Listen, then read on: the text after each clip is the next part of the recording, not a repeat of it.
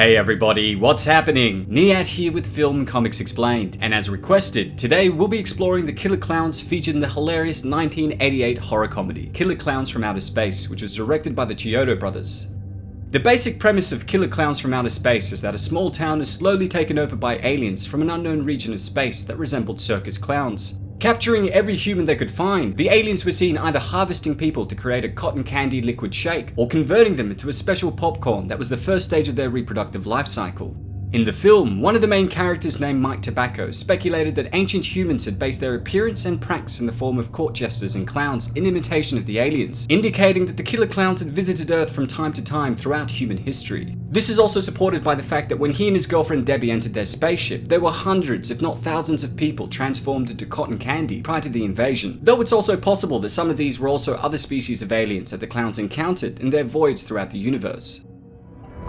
You know, I don't know what we saw out there before, but this looks like a cotton candy factory to me.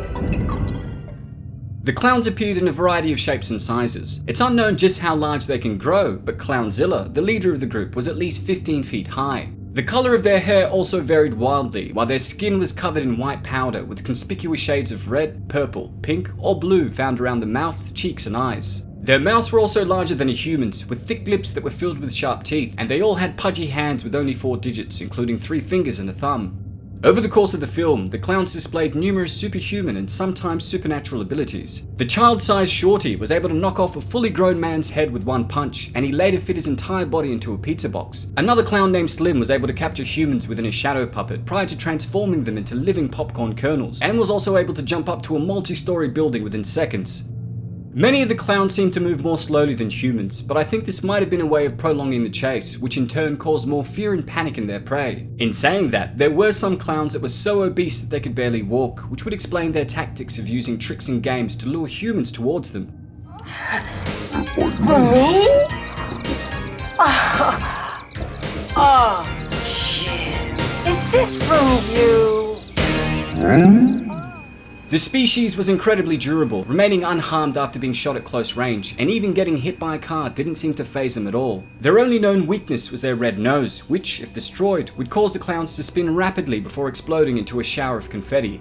The clowns appeared to reproduce using popcorn kernels, the first stage in their life cycle, which would rapidly grow into voracious, snake-like creatures resembling monstrous versions of the Jack-in-the-Box, before their eventual growth into adult killer clowns.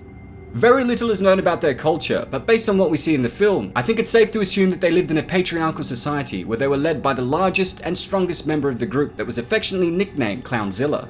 While they did kill humans for food, they also appeared to enjoy it, often laughing and mocking their helpless victims during their attacks. At several points in the film, they also took out humans with no intention of feeding on them, giving evidence to their sadistic nature and cruel sense of humor.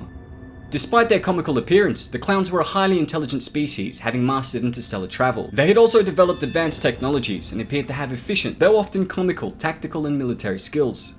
The aliens had their own language and were even able to speak English, as well as other languages, which I believe was due to their species having visited Earth on numerous occasions throughout history. Upon second viewing, it was also clear that the clowns had a form of telepathy, as was seen by the fact that Slim not only knew Debbie's name and location, but also that she was waiting for Mike to return. This is also supported by another clown known as Jumbo, who knew Dave's name prior to having met him.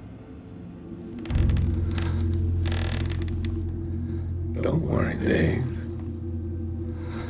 All we want to do is kill you.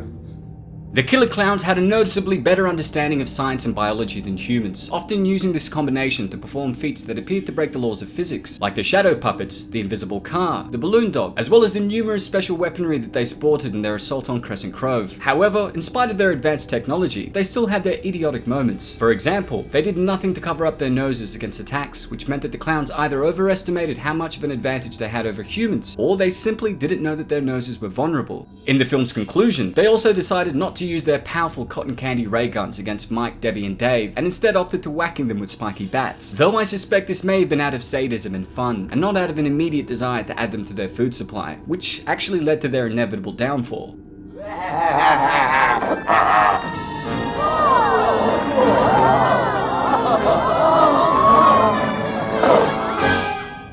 Taking inspiration from films like Dan O'Bannon's hilarious Return of the Living Dead, which I've covered on this channel and will leave links to below, and Joe Dante's Gremlins, which were both released a few years before it. This imaginative, low-budget cult classic, with probably one of the greatest film titles of all time, is a must-watch for lovers of B-grade horror movies.